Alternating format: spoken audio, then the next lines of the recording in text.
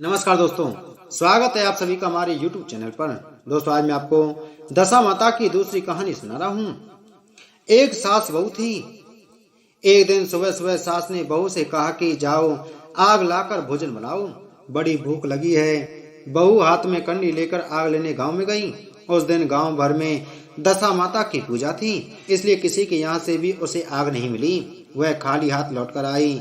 साय होने पर वह पड़ोसन के पास जाकर बोली कि मेरी सास तो दशा माता का डोरा नहीं लेती, परंतु अब की बार मैं डोरा लेना चाहती हूँ। मुझे पूजन की विधि भी बता देना।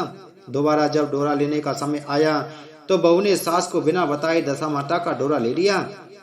9 दिन वह किसी न किसी बहाने पड़ोसन के घर जाकर कथा सुनती रही। 10वें दिन उसे चिंता सताने लगी कि अब मैं पूजा कैसे करूंगी। वह मन ही मन दशा माता का ध्यान धरकर सोचने लगी कि आज सास कहीं बाहर चली जाए तो मैं शांति पूर्वक पूजा कर लूं। दशा माता की कृपा से सास बहू से बोली, मैं आज खेतों में जा रही हूँ, यदि मुझे आने में देर हो जाए तो तुम मेरे लिए खेत पर खाना ले आना। बहू के मन की मुराद पूरी हो गई। वह तो यही चाहती थी। उसने सास से कहा कि आप निश्चिंत होकर जाइए, घर का सारा काम मैं निपटा लूंगी। सास के जाते ही बहू ने स्नान कर दशा माता की पूजा की। इसके बाद वह पूजा की सामग्री मिट्टी के गोले में रखकर उसे सिलाने के लिए जाने लगी। लेकिन उसी समय उसकी सास खेतों से वापस आ गई। सास को देखकर बहू ने जल्दी से उस गोले को मटकी में छिपा दिया। उसने सोचा कि उचित समय पर गोले को दही से निकालकर विसर्जित कर आऊंगी। सास ने आते ही बहू से कहा, तुम मुझे खाना देने क्यों नहीं आई?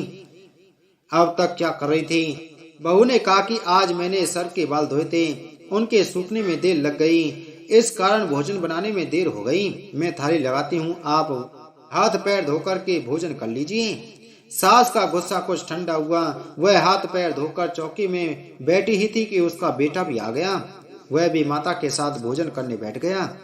सास भोजन करके उठना ही चाहती थी कि उसका बेटा बोला, मुझे तो दही चाहिए। सास ने बहू से दही देने के लिए कहा। बहू बोली, मैं तो रसोई में हूँ, आप ही इन्हें दे दीजिए।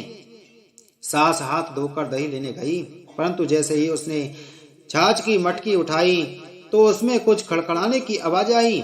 उसने हाथ डालकर देखा तो उसमें से एक बड़ा सोने का गोल मिला। सास ने आश्चर्य से बहू से पूछा, इस दही की मटकी में यह सोने का गोल कहाँ से आया? इसे तुम कहाँ से चुरा कर लाई हो? यहाँ क्यों छिपा कर रखा है? मैं समझ गई कि इसी वजह से तुम दही देने नहीं उठी। इसका भेद बताओ। बहू बोली, मुझे कुछ नहीं पता, मेरी दशा माता जाने। मैंने आपको बताए बिना दशा माता का डोरा लिया था और उनकी पूजा की थी। आपके आ जाने के कारण मैं डोरे को विसर्जित करने नहीं जा सकी। आपके डर से मैंने इसे दही की मटकी में छिपा दिया था। दशा माता ने इसे सोने का बना दिया, मैं इसमें क्या कर सकती हूँ?